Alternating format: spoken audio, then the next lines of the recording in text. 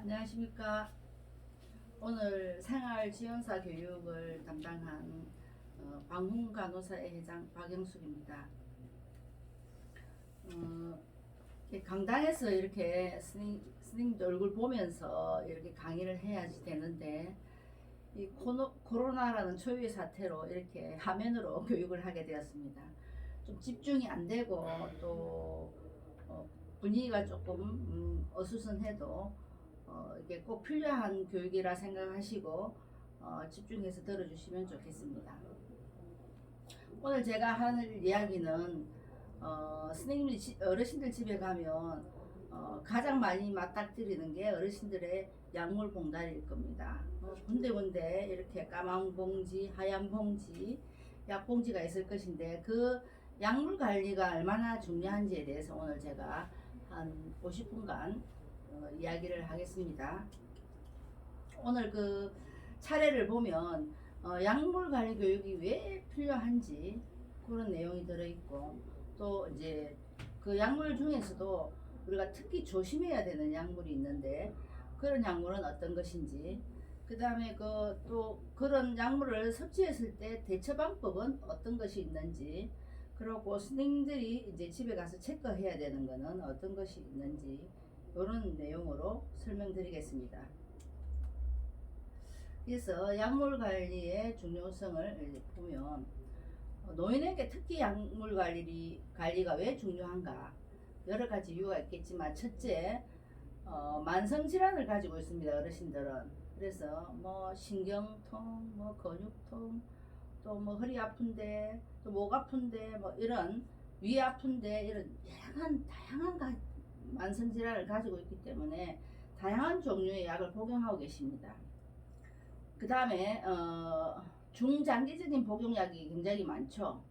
뭐 한 달, 두 달 먹는 거는 기본이고 수년째 드시고 계시는 약들이 많습니다. 그 다음에 신장이나 간 기능이 저하되어 있습니다. 그 다음에 약에 대한 심리적인 의존도가 높아요. 어르신들 약 안 먹으면 큰일 나는 줄 알죠, 그죠?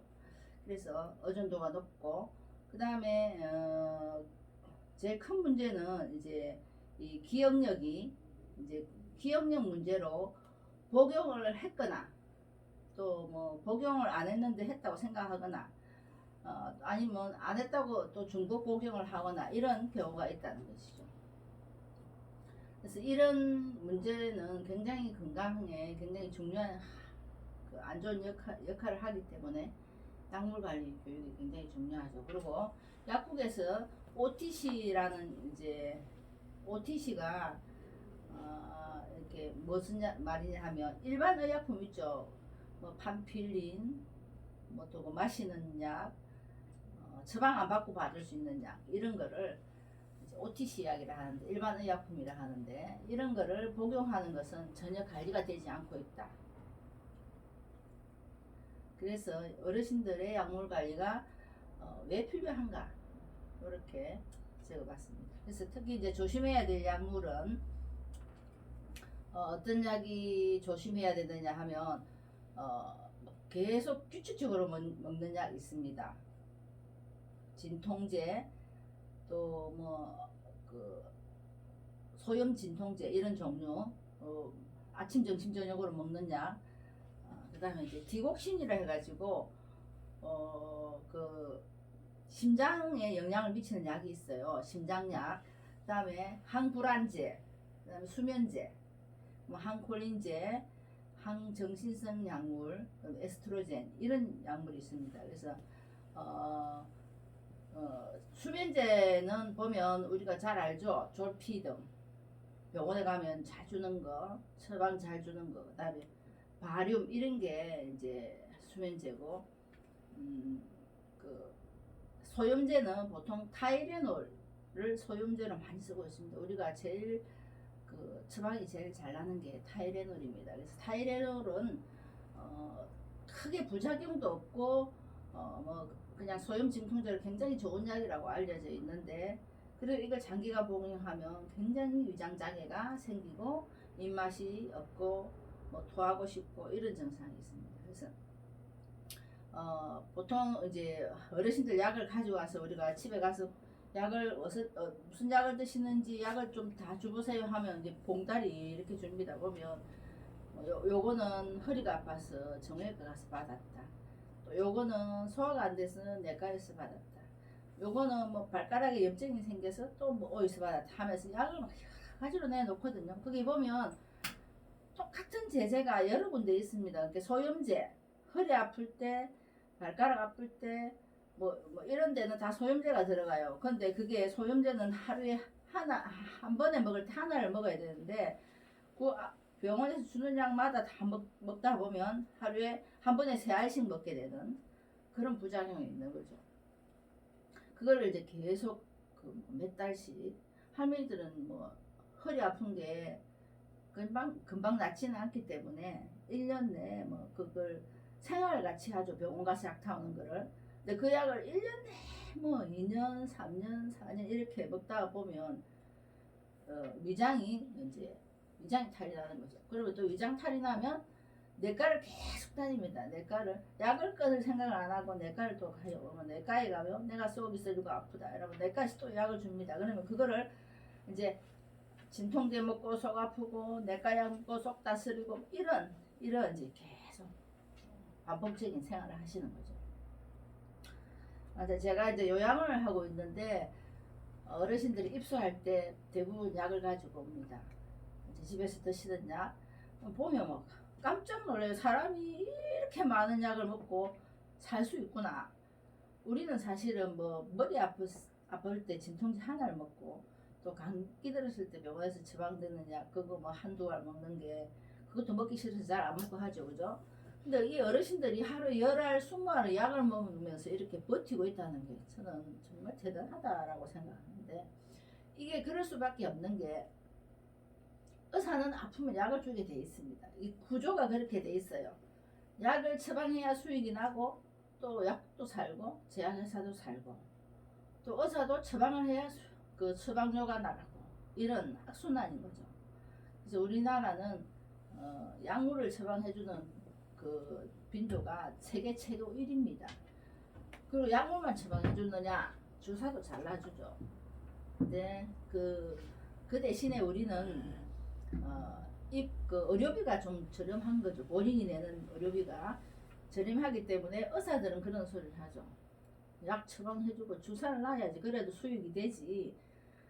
뭐 이래가지고 1,500원, 3,000원 이래가지고 먹고 살 수 없다 이런 논리를 이야기를 하는데, 그렇다고 해서 우리가 약장사 먹이 살리기 위해서 우리가 필요없는 약을 먹어야 되겠느냐 이런 근본적인 이제 고민을 하게 되는 거죠. 그래서 속이 아파서 병원 가면 보통 약을 뭘 먹는지 보고 약을 조절해주지 않고 속 안 아프게 약을 또 줍니다. 약에다 약을 주는 거죠.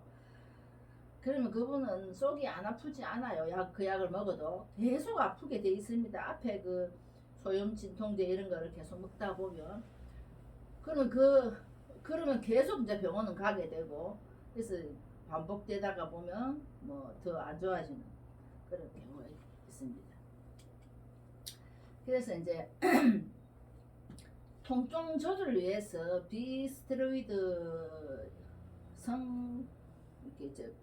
비스테로이드성 진통제를 지속적으로 사용하는 경우에는 위장 출혈 위험이 있고 신장이나 간 기능에 영향을 미칠 수 있다.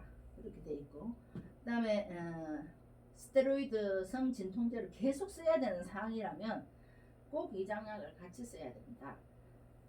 그 다음에 75세 이상 스테로이드를 복용하는 노인, 이 스테로이드가 어떤 약이냐 하면 여러분들 잘 아시겠지만 뭐 옛날엔 신경통 심할 때 먹던 약이 있어요. 그거 하나만 먹으면 뭐 만병통치약 같이 옛날에는 의약 분업이 되지 않았을 때는 처방 없어도 먹을 수 있는 약이 있었습니다. 그래서 그 동네 뭐 어디 촌에서 그 진짜 처방 잘해주고 잘 낫는다 해서 보면 스테로이드를 다량을 줘가지고 임시로는 괜찮지만은 결국 스테로이드 부작용으로 출혈 생기고 골절 생기고 이런 현상이 생기죠.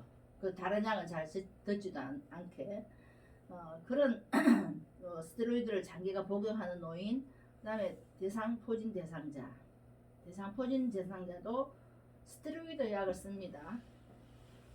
그다음에 출혈 성향이 높은 아스피린, 플라빅스 이런 약을 드시는 경우에는 더욱더 조심해야 된다.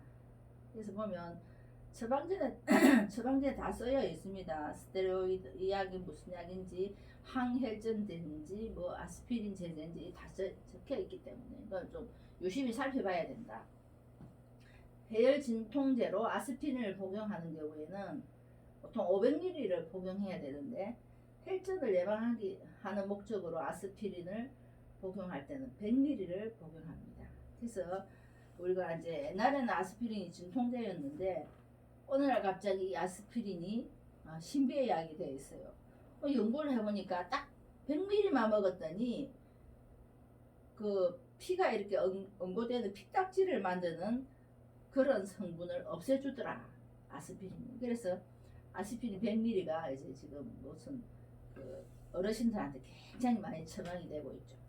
근데 아스피린을 500ml를 먹을 때 진통제고 100ml 먹을 때는 혈전 예방 효과가 있다. 이거는 알고 계시면 좋겠고, 그 다음에 혈전 방지제를 이제 장기간 드시는 경우에는 빈혈이나 검은변, 그다음에 토하는 거, 피토하는 거, 위궤양 등이 생기는지 확인해야 된다. 그래서 우리가 이제 제가 이제 요양원 이야기를 하는데 한 80 넘으신 90 넘으신 이런 분들이 약을 가져와요. 그러면 이게 혈전 아스피린 제제가 들어가 있습니다. 들어가 있는데 보면 그 약이 이름이 플라빅스 이게 플라빅스라는 제제가 제일 많이 나오고, 그 다음에 거기에 가로 열고 항혈전제 이렇게 써져 있습니다. 그래서 이거를 이제 계속 수년간 먹고 오시는 분들은 보면 꼭 문제가 생깁니다. 피 검사를 하면 빈혈이 생겨 있고, 그 다음에 한 번씩 토하거나 이러면은 거무쭉쭉한 피를 토하는 건데, 우리가 이제 음식을 먹거나 이러다가 뭐 위궤양이 있거나 하면 위가 헐 수는 있어요. 헐 수는 있는데 거기에 이제 소량의 피가 나오면 보통의 사람들은 약을 먹으면 그게 나아지고 치료가 되는데, 이 플라빅스나 아스피린 제제를 먹는 사람은 계속 지속적으로 그게 이제 응고가 안 되고 소량씩 우리가 눈에 보이지 않게 계속 거기서 피가 나온다는 거죠. 그러면 빈혈이 원인이 될 수 있고, 결국에는 막 토하고 이러면은 색깔이 안 좋은 걸 토하거나 이렇습니다. 그래서 이제 우리가 집에서는 이걸 이제 선생님들이 가서 봐야 되는 거는 혹시 대변 볼 때 아이고 나는 똥이 새까맣다 이러면은 신경을 좀 써서 보셔야 된다는 거고, 새까만데 어느 정도 새까만지 그런 거는 이제 우리 선생님들 봐도 조금 새까맣다 싶으면 사무실에 있는 직원들, 센터장이라든지 관리하고 있는 분들한테 꼭 그런 이야기를 전달해 줘야 된다. 내만 알고 있으면 되지는 않은 거죠. 그 다음에 이제 뭐 선생님들이 괜히 뭐 또 진단하는 것 같이 그 장출혈이 생겼다 빨리 병원 가라 이렇게 말할 필요도 없다는 거죠. 혹시 이제 그 할머니가 뭐 너무나 빈혈 있어 보이고 얼굴이 노랗거나 이러면 아이고 보호자한테는 이야기 해줄 수 있을 혈전용해제 저런 거는 오래 먹으면 한 번씩 피 검사도 해봐야 된다 하더라, 병 검사도 해봐야 된다 하더라, 이런 이야기는 해줄 수 있지만 큰일 난다 뭐 빨리 병원 가서 검사해 할머니 듣는데 이러면 그날 밤 할머니가 이제 바로 돌아가시죠, 걱정을 해가지고. 그래서 이제 그렇게 할 필요는 없고, 혹시 이제 뭐 변이 껍다거나 할머니가 이야기할 때는 사무실을 통해 가지고 그런 걸 전달해서 병원에 가서 한번 정기적인 검사를 해볼 필요가 있다. 그렇습니다. 그 다음에 이제 디곡신 해가지고 이게 심장이나 부정맥증에 사용하는데, 요거는 이제 신장 기능에 영향을 미칠 수 있기 때문에 조심해야 된다. 이거는 먹으면 막 소변을 자주 보고 이렇게 하긴 하는데 신장에 영향을 미친다. 이것도 이제 장기간 먹으면 안 좋은 거죠. 그러면 수면제, 진정제, 벤조다잉제핀 계열의 약물들인데 보통 처방전에는 바륨이 나오고 자낙스, 그다음에 졸피뎀 같은 이런 약물이 처방됩니다. 근데 이런 거는 복용하고 나면 약간 졸리기 때문에 낙상 위험이 굉장히 높아요. 그래서 이런 약을 드시는 분들은 우리가 뭐를 조심해야 되나, 선생님 집에 가면 이분들이 저녁에 일어나서 대소변이 보고 싶을 때 어떻게 하는지 그런 거 미리 물어보고, 또 주무실 때는 항상 작은 불이라도 켜놔야 된다. 너무 깜깜하면 일어나다가 넘어질 수 있기 때문에 화장실에는 작은 불 같은 걸 켜놓고, 그 다음에 그 방바닥에 있는 전기선, 그 다음에 걸려서 넘어질 수 있는 그런 위험한 부분은 미리 선생님들이 환경을 관리해 주는 게 가장 중요하다. 뭐 약을 먹으나 마나 할 수는 없는 거고, 그리고 이 졸피뎀 같은 경우에는 굉장히 그 중독성이 있어요. 이거 드시는, 오래 몇 년 드시는 분들은 이 약을 굉장히 집착합니다. 자기 전에 이 약 안 먹으면 큰일 나는 줄 알아요. 그래서 수면제 먹어야 된다, 수면제 먹어야 된다, 수면제 먹어야 된다, 그렇게 하시는데 이런 분들은, 또 그렇게 중독이 돼 있는 분들은 한 번씩 그 망상 증상, 뭐 한시, 한청 이런 것도 생깁니다. 뭐 밤에 뭐 누가 와서 뭐 어쨌다 뭐 이런 이야기, 그럴 때는 선생님들이 이분이 졸피뎀 부작용이 아닌가 이렇게 생각해야 되지, 뭐 이 할머니가 진짜 돌아가실란가, 귀신을 봤다더라, 뭐 이런 이야기를 하는데, 저도 우리 어르신들이 졸피뎀 이거 그 굉장히 집착하시는 분들이 있어요. 아주 시설에 입소하기 전부터 드시던 분들, 그런 분들은 뭐 그 잘 때 먹어야 되는데 밥숟가락 넣으면 이 약 주라고 쫄릅니다. 이걸 먹어야 잔나는 이런 그 뭐라 인지가 탁 돼가지고, 그래서 이제 시간을 늦춰서 8시 9시 이래 주는데도 드시면 잠깐 잘 주무셔요. 뭐 1시나 2시나 돼서 일어나가지고 그때부터 안 자고, 이제 그래서 이제 11시나 12시에 좀 드리려 하면 막 몇 시간간 계속 쪼르는 거죠. 그 약 내놔라고. 이런 굉장히 이게 중독성이 무서운 겁니다. 이게 먹어야 된다 하고, 그다음에 이 약을 이제 계속 드시다 보면 한 번씩 이상한 꿈도 꾸이고, 뭐 한시와 한청 이런 게 들립니다. 그래서 뭐 누가 내 머리 위에 뭐 검은 옷을 입고 앉아 있었다 뭐 이런 이야기 하는데, 그 곧 돌아가실 줄 알고 우리가 막 긴장하고 이러죠. 아닙니다. 이 졸피뎀 부작용입니다.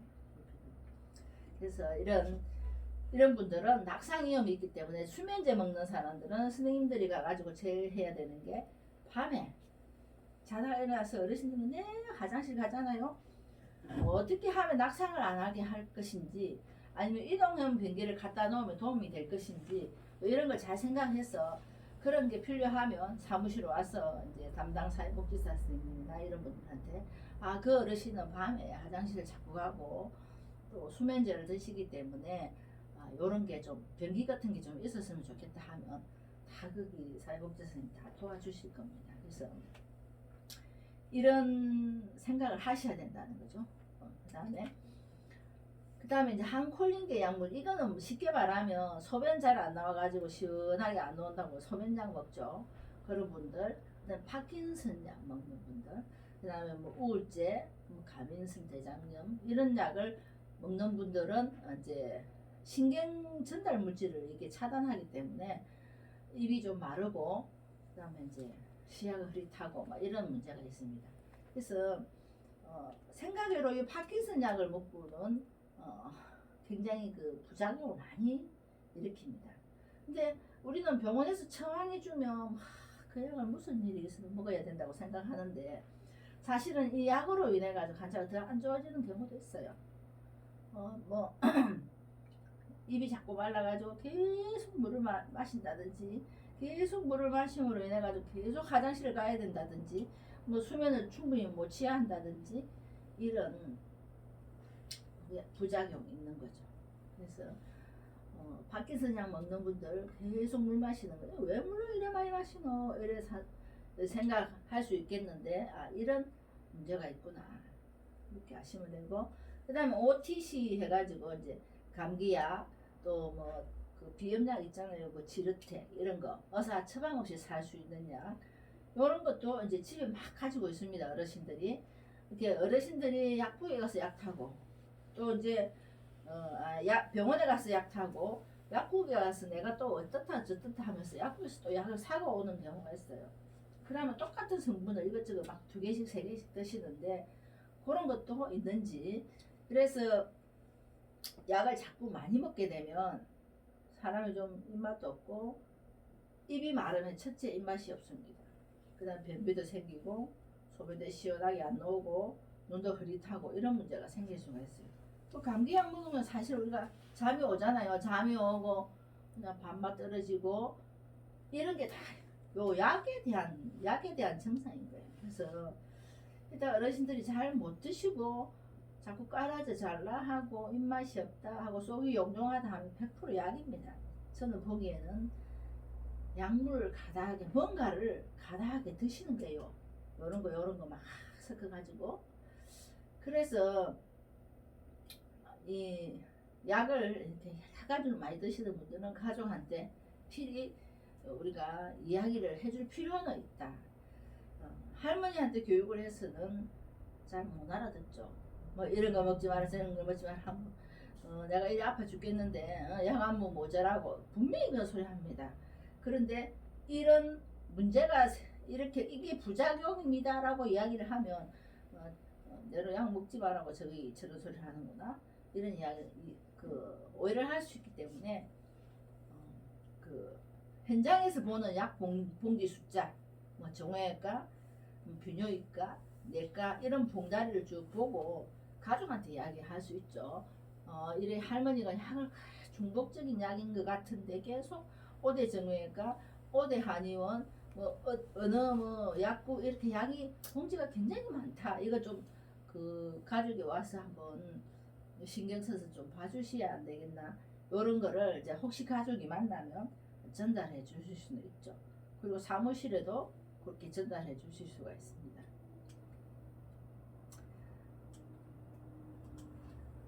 그 다음에 이제 항정신성 의약품 이거는 치매 어르신들이 이제 뭐 그 위험한 행동할 때 아니면 밤에 안 주무시고 할 때 보통 내는데 집에 계시는 분들한테는 이런 처방을 잘 안 합니다. 항정신성 약품 뭐 할로페리돌, 쿠에타핀 이런 건데 이런 거는 뭐 난폭하거나 아니면 계속 불결한 행동을 하거나 아니면 또 나가라 하거나 이럴 때 이제 진정시키기 위해서 전문의약품인데 집에 있는 분들은 이걸 주면 굉장히 낙상 위험이 높습니다. 그래서 잘 안 주는 거죠. 집에 있는 분들은. 근데 이제 쿠에타핀 이런 거 먹는 사람이 가끔 있는데 이거는 굉장히 사람을 진정하는 그 약효기 때문에 이런 분들은 혼자 계실 때 이런 거 드시게 하면 안 됩니다. 솔직히. 그래서 이제 이런 약물을 조심해야 되고 에스트로겐 정제 이거는 이제 갱년 여성을 위해서 쓰는 건데 뭐 요거는 이제 할머니들 어르신들한테는 별 해당이 없는 걸로 생각하겠습니다. 그래서 대처를 이제 뭐 계속 약에 의존하시는 어르신들을 이제 어떻게 하면 좀 대처를 다른 방법으로 대처할 수 있을까? 이제 뭐 비염인 경우에는 코가 멍멍하고 코가 막 꽉 막히고 이럴 때는 식염수로 이렇게 코 안을 이렇게 세정하는 방법이 있어요. 근데 이게 어르신들은 아마 실천하기가 좀 힘들 겁니다. 그 대신에 이제 식염수 스프레이를 이용하거나 아니면 스테로이드 스프레이를 그 약국에 가면 비염에 이렇게 쫙 뿌리는 그 스테로이드가 들어있는 스프레이가 있습니다. 속이 아프거나 이러는데 비염까지 있으면 또 비염약 먹으면 더 안 좋죠. 그래서 저는 스프레이를 이용해서 일시적으로 증상을 완화해 줄 수 있다. 그 다음에 뭐 항우울제 이런 거는 공황장애나 강박장애에 사용되는 약물인데 사실은 공황장애, 강박장애 있을 때는 약을 먹어야 됩니다. 그걸 안 하면 자살할 수 있어요. 굉장히 그 무서운 현상이죠. 공황장애는 혼자 있으면 숨이 뭐랍니까 불안하고 혼자 있으면 누군가 뭔지 모르게 누군가만 나를 죽일 것 같은 그런 불안감. 그 다음에 목을 꽉 조르고 누군가가 조르고 있는 그런 불안감. 이게 공황장애예요. 그 강박장애도 그렇죠. 그래서 그런 항우울제, 항수면제, 항불안제, 항수면제 이런 거는 수면제 없이는 뭐 못 잔다 이런 분들을 수면을 잘 오게 하는 그 뭐 음악을 듣는다 하거나 뭐 우유를 따뜻한 우유를 마시게 하거나 사실은 그 말은 이론적으로는 너무나 많은 내용이 있지만 실제로 어르신들한테는 적응하기가 힘들어요. 그래서 제일 쉽고 제일 적응하기 좋은 거는 이 햇빛에 걷는 게 굉장히 좋답니다. 햇빛에 낮에 오전에 이렇게 햇빛을 보고 한 30분간 앉아 있어도 되고 그러면 이 햇빛이 햇빛인 그 햇빛의 역할 영향으로 이제 세로토닌 이런 게 분비가 잘 되고 저녁에 이제 햇빛을 쬐고 한 10시간쯤 후면 수면 잠이 잘 오게 돼 있대. 우리 인체가 그렇게 돼 있답니다. 그래서 낮에 햇빛을 보고 충분히 앉아 계시다가 저녁에 이제 주무시면 잠이 잘 온다. 이런 이야기가 이거는 모든 수면 요법 이야기에 꼭 이야기가 나옵니다. 그래서 스님들도 한번 잠 잘 안 오면 해가 있을 때 한번 걸어보세요. 지금 뭐 11시 10시쯤 한번 한 30분간 햇빛을 보고 걷고 하면 저녁에 훨씬 잠이 잘 온다고 합니다. 그 어르신들이 또 뭐 여러 가지 약을 먹으면서 기운이 없다 이러면서 이제 깔아져 누워 계시면서 계속 좀 자는 거예요. 뭐 나는 안 잔다 하지만은 5분, 10분 이렇게 깜빡깜빡 하는 게 그게 다 수면입니다. 그렇기 때문에 그래 누워 계시면 당연히 밤에 잠 안 오죠. 어떻게 낮에 그래 누워 계신데 밤에 잠을 잘 수가 있나. 수면제 먹지 않으면 잠이 안 옵니다. 그래서 낮잠 안 자기. 그래서 경로당도 가고 또 요즘에는 뭐 경로당 못 가니까 그 주변을 좀 걷는다든지 운동도 제법 좋죠. 그렇게 유도하는 게 좋겠습니다. 그리고 스님들 가가지고 한 20분 같이 걸어도 되잖아요. 뭐 방에 앉아서 이야기할 필요 없이 부축하고 할머니 이렇게 해 보고 이렇게 요리 한번 걷고 들어옵시다. 굉장히 좋은 방법입니다. 그래서 그렇게 하는 게 좋을 것 같고 그 다음에 이제 여성 호르몬제 이제 요거는 이제 뭐 전반적인 이야기인데 보통 50대 60대 되면 어르신들 우리가 이제 그 여성 호르몬이 이제 안 나오면서 뭐 질 건조 뭐 이런 게 생기는데 이게 이제 그 건조하면 염증이 생길 수가 있어요. 질이 건조하면 우리가 그 질에는 분비물이 질의 그 염증이 생기는 걸 막는 역할을 합니다. 근데 이제 나이가 들고 여성 호르몬이 줄어들게 되면 그걸로 인해 가지고 질이 건조하게 되죠. 그래서 뭐 보통 이제 경력 여성들은 이제 부부 관계를 하거나 이럴 때는 이제 그 바르는 제재가 있어요. 바르는 제재를 바르고 부부 관계를 해야지. 그러지 않으면 굉장히 통증이 있거나 이렇게 힘듭니다. 근데 그로 인해 또 염증이 생겨요. 그래서 이런 질 건조함을 때문에 불편해하는 거를 예방하는 약이 있습니다. 연고 같은 게 약국 가서 주로 하면 돼요. 이런 거는 이제 할머니도 마찬가지입니다. 너무 그 건조하고 하면 가려워요. 굉장히 가렵고 염증도 잘 생기고 그래서 이렇게 바르는 연고가 있습니다. 그래서 이런 것도 안내해 주시면 좋죠. 그 다음에 중증 통증 치료에 사용하는 마약성 진통제 이거는 이제 좀 해당 안 되는 걸로 넘어가겠습니다. 그래서 이제 선생님들이 무엇을 체크해야 하는가? 자 이제 가면 환자가 뭐 어떤 질환을 가지고 있는지를 제일 중요하게 봐야 되겠죠. 고혈압이 있는지 당뇨가 있는지 심장에 관한 무슨 관계되는 약을 먹고 있는지 요거는 안 먹으면 안 되는 거죠. 고혈압약 속이 아무리 썰어도 먹어야 되는 약입니다. 당뇨약 심혈관계약 이 약은 꼭 드셔야 된다. 그래서 뭐 가가지고 선생님들이 약 다 뭐 안 좋더라 하더라. 그래서 뭐 고혈압 약도 좀 줄여보고 먹지 말고 당뇨약도 먹지 말고 심장약도 먹지 말고 뭐 내가 권하는 뭐 생약 뭐 건강식품 이런 거 먹어야 좋지 않느냐 이런 이야기를 하는데 그건 절대 안 된다는 거죠. 그래서 이제 고혈압의 원리를 보면 그 혈관에 이렇게 부딪히는 압력이 높다는 겁니다. 다른 사람보다. 압력이 높으면 이 압력이 우리가 하수도에 그 수도관 우리가 발로 밟으면 팡 터지듯이 그 선전에도 나오잖아요. 압력이 높다 보면 젊은 사람은 혈관에 탄력이 있어서 잘 견딥니다. 근데 연세 드신 분들은 혈관벽이 약해져 있어서 터지는 경우가 있단 말입니다. 그래서 이게 이제 고혈압 약이 꼭 먹어야 된다. 그 압력을 적당하게 맞춰주는 게 이 고혈압 약이다. 고혈압 약을 먹고 있는데 어느 날 혈압을 재니까 너무나 정상이더라. 자, 치료가 다 됐다. 약 먹지 말자. 그렇게 하면 맞는 겁니까? 안 맞는 겁니까? 아니죠. 약으로 인해가 정상이 유지되고 있기 때문에 그 영양을 계속 먹어줘야 된다는 겁니다. 단 이제 고혈압이 좋아지는 경우가 있어요. 정말 약을 떼야 되는 경우. 그럴 때는 몸무게를 확연하게 줄였거나 아니면 식생활을 완전하게 저염식으로 한다거나 이러면 정말 약 안 드셔도 돼요. 근데 우리가 저 연세 드신 분들을 몸무게를 그렇게 뺄 수도 없는 거고 그 다음에 식사를 크게 제약할 수도 없는 거고 하기 때문에 혈압약은 계속 먹어줘야 된다.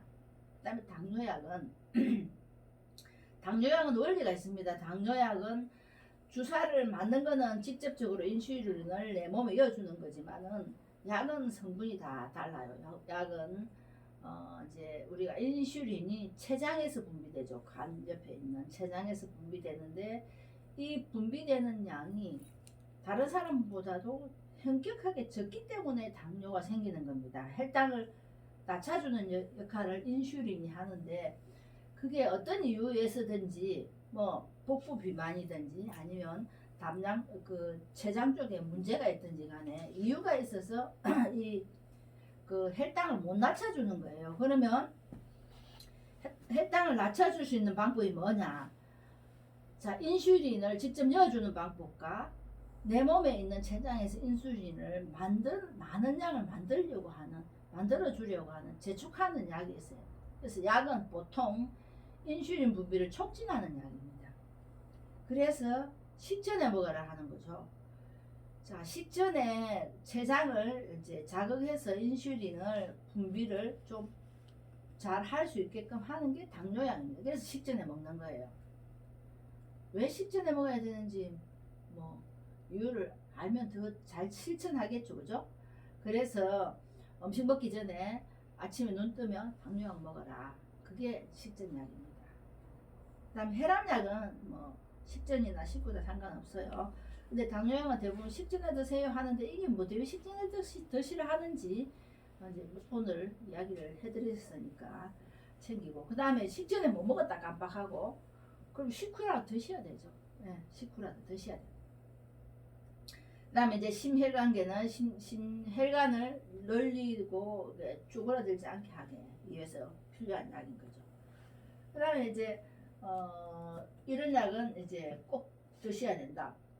제가 이제 강조한 거는 그 말이고 두 번째는 복용 중인 약의 종류와 용도를 정기적으로 확인한다. 소염제를 이쪽 병원에서도 소염제가 들어있고 저쪽 병원에서 소염제가 들어있고 이러면 약을 하나를 먹어야 될 거를 결론은 두 알 먹는다. 그래서 약을 처방전을 이제 확인하고 일반 의약품 뭐 또 약물 설명서를 잘 읽어봐야 된다. 한약은 그냥 한약은 괜찮지 않느냐 이렇게 생각하시는데 우리 그 양약도 식품에서 만들어내는 거예요. 식품에서 이렇게 학 성분을 찾아내서 만드는 건데 한약도 식품에서 넣는 거잖아요. 그래서 결론은 약은 똑같다는 겁니다. 우리 제가 아시는 분이 속이 너무 아파가지고 한약방에 갔대요. 한약방에 가서 약은 뭔가 위장 장애가 있을 것 같고 한약을 먹으면 괜찮지 않겠나 해서 약을 지었는데 더 심해졌다는 거죠. 한약도 약인 겁니다. 알약, 하얀약 이거 식품에서 다 우리가 우리 우주 속에 있는 자연 식품에서 만들어지는 거예요. 어느 날 갑자기 하늘에서 떨어지는 게 아니고 그래서 그 한약이나 양약이나 똑같은 약이다라고 생각하시면 돼요. 그다음에 한약을 또 장기간 먹으면 위장장애 굉장히 심합니다. 한약도 위장을 굉장히 이렇게 안 좋게 해요. 그래서 뭐 보약 같은 거 먹는 거, 보약 뭐 속이 아파서 못 먹는 사람 분명히 있습니다. 그래서 한약도 그런 성분이 있다는 거. 그 다음에 이제 약을 이제 약봉다리가 많이 있는데 이 할머니가 무엇 때문에 이 약을 드시는지 한번 물어볼 필요가 있다, 스님들은. 그래서 이 약이 할머니 이 약은 어디에 먹는 거예요? 어디에 먹는 거예요? 물론 이제 어르신들이 이 약을 어떤 정도로 먹는지 알아볼 필요도 있지만 또 어르신이 알고 있는지도 확인할 필요가 있다는 거죠. 그래서 그런 거 물어봐야 된다. 그 다음에 모든 약물, 모든 치료는 간단해야 된다, 어르신들한테. 그래서 약을 막 똑같은 그 이렇게 약 중단, 약이 처방 날짜가 조금 남아 있는데 또 받아오고 하면서 약이 막 중복돼서 똑같은 약이 이 봉다리 저 봉다리 있는데 그런 거는 약이 똑같으면 같은 봉다리에 넣어서 정리해주고 이렇게 어르신 잘 챙겨 드실 수 있게끔 정리해주는 것도 굉장히 중요하다. 뭐 약이 이제 복잡하면 막 안 드세요. 특히 고혈압, 당뇨, 뭐 심혈관계약 이런 거는 드셔야 되는데 막 허리 아프고 다리 아프고 이런 약에 집중하다 보면 정말 중요한 약은 안 드시고 있고 뭐 이런 경우가 있습니다. 근데 당뇨약도 두 알 먹으라 했는데 뭐 하나만 먹고 뭐 자기 마음대로 조제해가지고 드시거나 이런 게 있어요.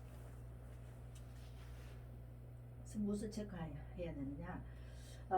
우리는 감기에 걸릴 때 약 개수가 애국의 2배 이상 과도한 약을 사용한다.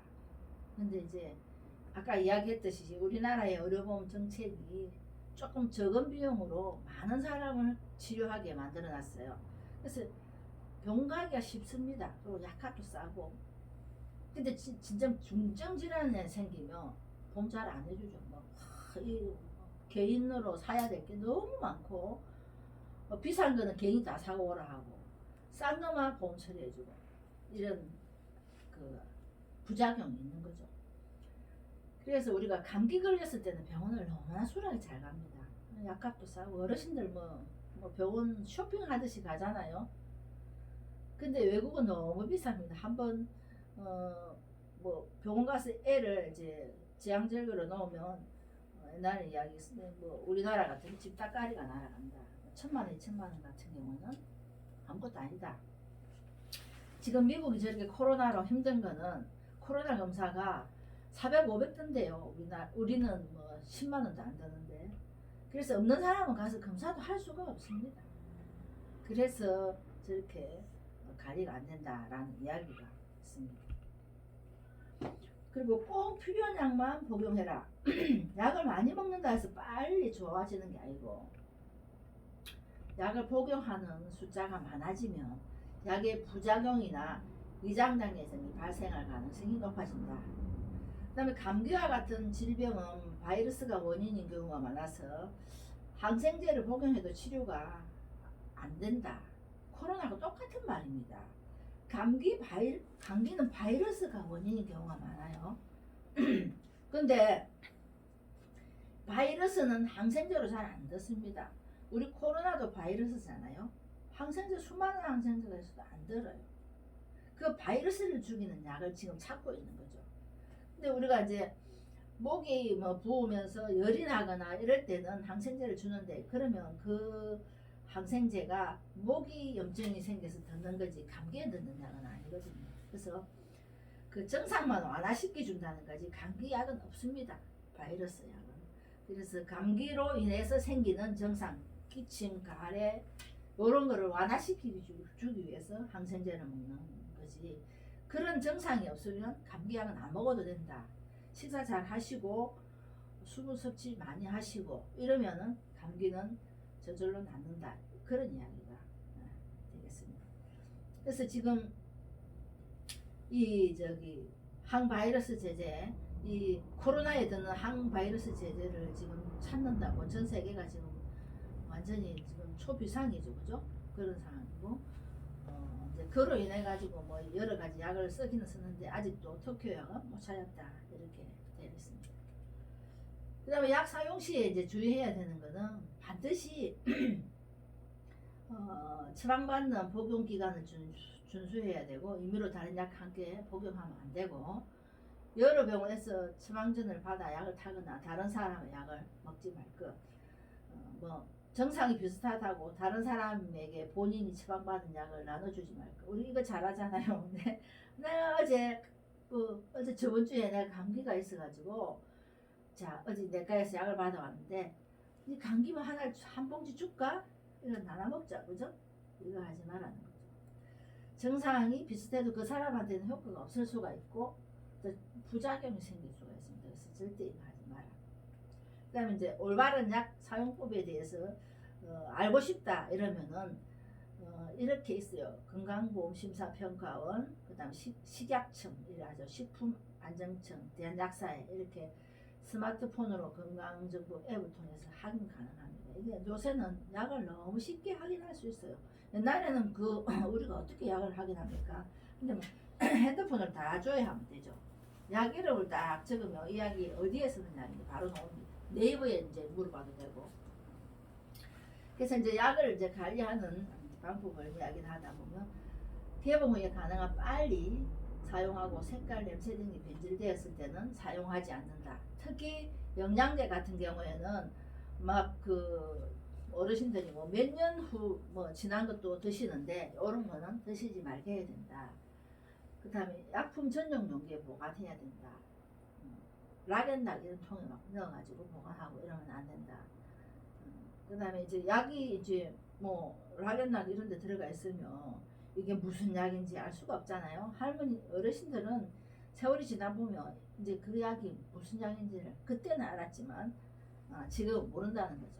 그래서 다른 약과 이렇게 보관되어 있으면 요거는 전용 약봉지에 넣어서 보관하도록 그렇게 일러주셔야 되고, 특히 이제 안약이나 기약은 요 끝부분에 이제 이게 어르신들 얼굴이나 이런 데 안 묻게 해서 덜었으면 좋고, 그다음에 그늘이나 이렇게 면봉에 그늘에 보관하시고 면봉에 적셔서 사용하는 게 좋다. 가능한 빨리 사용해야 되고 서늘한 곳에 보관해야 된다. 캡슐이 들어있는 약은 미리 까놓지 말고 복용 직전에 가서 복용한다. 이렇게 톡 빼가지고 약 드셔야 되는데 어르신들이 또 이거를 여기 손이 잘 안 돼가지고 이게 잘 안 된다 하면 또 우리가 친절하게 까놓잖아요. 이거 안 된다는 겁니다. 까놓으면 안 된다. 까놓으면 이게 무슨 약인지 일단 또 잊어버릴 수도 있고 그 약봉지에 적혀있는 그 내용을 우리가 수시로 봐야지 이게 무슨 약인지 아는데 버려버리면 알 수가 없다. 그래서 까놓지 마라. 그 다음에 시럽의 경우는 항상 그냥 입에 넣고 이렇게 짜서 드시면 안 되고 항상 컵에 10cc 먹으라 하면 딱 10cc 이렇게 줄이 딱 쳐져 있는데 거기를 그만큼만 드시라고 이렇게 잘 보이게 뭐 네임펜 같은 걸로 이렇게 칠을 해서 잘 보이게 해줘야 됩니다. 입대해가지고 시럽을 그냥 병처럼 이렇게 마시게 하거나 이렇게 해서는 안 된다. 그 다음에 이제 꺼낸 시럽은 좀 많이 부었다 해가 다시 열을 하시지 말고 버려야 된다. 많은 거는. 약의 유효기간을 확인해야 되고 유효기간이 확인할 수 없는 약은 복용하지 않고 폐기한다. 자, 장기간 사용하는 약은 개봉일을 기록한다. 그래서 이제 언제 개봉했다는 거 기록하죠, 그죠? 그렇게 해주면 된다. 그래서 이제 무엇을 체크해야 되느냐? 약물 오용과 약물 남용이 있는데 오용과 남용이 다 뭐 어려운 이야기인데 뭐 다 두 개 다 잘 못 먹는 겁니다. 결론은. 그래서 오용이라는 거는 치료 방법이 이제 치료의 목적으로 사용하지만 잘못된 방법으로 사용하는 거죠. 그래서 의사나 약사 지시에 따르지 않고 자신의 판단대로 내가 머리가 아픈데 뭔 약을 먹을까? 그제 감기약 살아나는데 그걸 한번 먹어봐야 되겠다. 먹는 거죠. 이거는 오용입니다. 남으로 잘못 알고 먹는 거예요. 그래서 이게 감기약 속에는 또 다른 성분이 더 들어 있습니다. 이거는 머리만 안 아프게 하는 게 아니고 뭐 사람을 깔아지게 한다거나 아니면 뭐 분비물을 이렇게 많이 나오는 거를 이제 제거하기 위해서 뭐 입이 짝짝 마르거나 뭐 이런 부작용이 있어요. 그래서 머리 아프면 머리 안 아픈만 약 먹으면 되는데 감기약을 먹음으로 인해 가지고 여러 가지 부작용을 겪는다. 그리고 이제 신장이 그 약을 이제 이렇게 간이나 신장에서 해독을 하는데 머리 아픈데 그런 약을 여러 가지를 먹으면 얼마나 이 신장이나 간이 무리를 하겠습니까? 그래서 이런 거는 안 된다. 남용은 치료 목적이 아니라 그냥 편안하게 하려고 신체나 정신적으로 변화를 위해서 먹는 거죠. 그래서 마약하는 거하고 똑같은 겁니다. 기분이 안 좋고 행동 변화를 위해서 뭐 약물을 씁니다. 이게는 이제 약물이라기보다도 이렇게 쉽게 예를 들자면 아 졸리는데 커피 한 잔 먹을까? 또는 아 왜 이렇게 잠이 안 오나? 뭐 수면제 하나 먹을까? 이게 이제 남용인 겁니다. 수면제를 하루 안 잔다고 해서 수면제를 먹거나 이러면 그건 남용인 거예요. 여러 가지 다른 방법을 해보고 도저히 잠을 못 자서 내가 건강에 문제가 생길 것 같다 이랬을 때 의사한테 뭐 상담해서 처방을 받아야 된다. 그래서 이제 무엇을 체크하느냐 보면 여러 가지 아까 제가 이야기했듯이 남용은 잠이 안 올 때 감기약이 효과가 있어 가끔 먹는다. 이건 완전히 웃기는 이야기죠. 잠이 안 오는데 감기약 뭐 어린이집 사건입니다. 이게 그 전에 애들이 낮잠 시간에 안 잔다고 감기 코프 시럽 이런 거를 먹였다. 그럼 그거 먹으면 어떤 작용이 있습니까? 감기약 먹으면 좀 깔아지죠. 그 작용을 노린 겁니다. 이거는 정말 약물 남용은 안 되는 거죠. 그 다음에 이제 공부가 안 될 때 커피를 마시면 집중력이 좋아져서 자주 마신다. 아버지가 힘든 일이 있을 때마다 담배를 피우시고 술을 마신다. 이것도 다 남용에 포함되는 겁니다. 그러면 또 광고를 보고 살을 빼기 위해서 식욕 억제제를 먹었다. 이것도 잘못된 방법이죠. 그 다음에 이제 오용은 콧물이 나서 아까 이야기했듯이 어머니가 한 달 전 복용했던 감기약을 먹었다. 그럼 계속 이제 요즘에 어지러워서 어머니가 드시던 피는 약을 먹었다. 요즘에 이런 사람이 있습니까? 이런 거 안 되죠. 두통이 심해져서 한 알 먹던 진통제를 두 알 먹었다. 우리 마음대로 일하죠, 그죠? 한 알 먹어야 되는데 두 알씩 먹고. 그 다음에 이제 8살 동생이 설사가 심해져서 내가 먹었던 약 용량 절반을 먹었다. 이거 완전히 이게 처방을 한 겁니다. 이런 거는 안 된다. 그 할머니들이나 할아버지들한테 어르신 댁에 가서 이런 방식으로 그 선생님들이 약을 드시게 하면 절대로 안 된다는 것을 이야기합니다. 아주 쉬운 예를 들어놨으니까 이렇게 하시지 말고요. 그 다음에 어르신들 뭐 집은 막 연고 많이 있어요. 근데 그 연고가 다 바를 때가 있습니다. 성분이 있고 효과가 있는 데가 있어요. 근데 여기에 무좀약이라고 써져 있는데 뭐 여기 뭐 사람이 이렇게 지나가다가 뭐 다쳐가지고 피가 좀 났다. 뭐 연고를 좀 발라줘야 되는데 후신은 없다. 그러면 뭐 곰팡이 바른 약을 발라주거나 이건 안 된다는 거죠. 그래서 그 성분에 맞는 약을 발라야 된다. 그 다음에 이제 할머니 좋아하는 그 뭡니까 쎄 냄새 나는 거 그게 뭐더라 그런 그 연고 타박상에 바르는 연고 상처가 있을 때 바르면 굉장히 안 된다. 굉장히 따갑고 쓰리고 아프다. 그런 거 조심해야 됩니다. 그 다음에 이제 약물 오남용이 신체에 미치는 영향을 보면 이제 신체적으로는 신체의 정상적인 발달을 해치고 기능 이상을 초래한다. 뇌손상, 특히 구토, 그 다음에 손 떨림, 손이 덜덜 떨리고 뭐 이런 거는 신경에 문제를 생긴다 하는 거죠. 그 다음에 이제 정신적인 피해는 정말 중독성, 습관성. 할머니들은 습관성이 굉장히 많습니다. 거기에 의지하고 그 약에 의지하고 그 약을 안 먹으면 큰일 나는 줄 알고 이런 말씀을 하세요. 불안감이죠. 불안감이고 그 또 우울감을 해소하기 위해서 약에 의존합니다.